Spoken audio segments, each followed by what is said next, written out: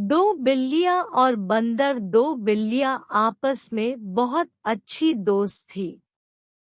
वे एक साथ खेलती, बातें करती तथा भोजन की तलाश में जाया करती थी। एक दिन भोजन की तलाश में काफी देर तक भटकने के बाद सिर्फ उन्हें एक रोटी ही दिखाई दी, जिस पर एक बिल्ली ने झपट्टा मारा और खाने के लिए मुंह में डालने ही जा रही थी। तभी दूसरी बिल्ली उसे टोककर बोलती है, अरे तुम अकेले कैसे इस रोटी को खा सकती हो? हम दोनों ने साथ में ही इस रोटी को देखा है, इसलिए हमें इसे बांटकर खाना चाहिए। पहली बिल्ली ने यह सुनकर रोटी एक टुकड़ा तोड़कर दूसरी बिल्ली को दिया, लेकिन वह टुकड़ा छोटा था जिसे देखकर उसे बुरा लगा और उसने कहा, यह टुकड़ा तो काफी छोटा है, तुम मेरे साथ बेईमानी कर रही हो, तुम्हें रोटी के बराबर टुकड़े करने चाहिए।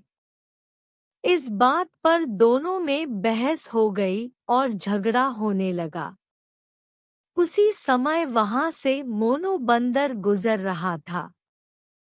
मोनू बंदर ने दोनों के लड़ने का कारण पूछा तो उन्होंने सब कुछ बता दिया।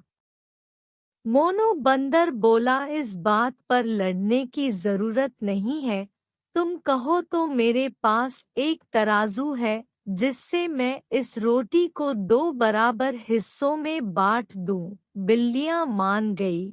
बंदर ने तराजू निकाला और एक एक टुकड़ा दोनों ओर रख दिया। भूखी बिल्लियां बड़ी आस से देख रही थी। बंदर ने जानबूझकर एक तरफ बड़ा टुकड़ा रखा और दूसरी तरफ छोटा। फिर बंदर बोला, अरे यह क्या?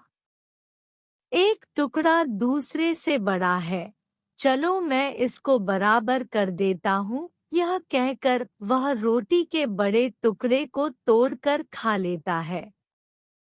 जब रोटी के बिल्कुल छोटे छोटे टुकड़े बचते हैं तो बिल्लियां घबराकर कहती है, अरे बंदर भाई, तुम क्यों परेशान हो रहे हो? लाओ इस रोटी को हम लोग आपस में ही बांट लेंगे। बंदर बोला, ठीक है, लेकिन अब तक जो मेहनत मैंने की है उसका मेहनताना तो लगेगा ही ना। इतना कहकर वह बचे हुए रोटी के टुकड़ों को भी खा जाता है। बिल्लियां देखती रह जाती है। अब उन्हें एहसास होता है कि हम दो के बीच की फूट का लाभ तीसरा व्यक्ति उठा ले गया। उन्होंने निर्णय किया कि अब से वह झगड़ा नहीं करेंगी और साथ में ही रहेंगी। दो बिल्लियां और बंदर की कहानी से हमें यह शिक्षा मिलती है कि मिलजुल कर रहें, अन्यथा आपस की फूट में फायदा कोई और ही उठा ले जाता है।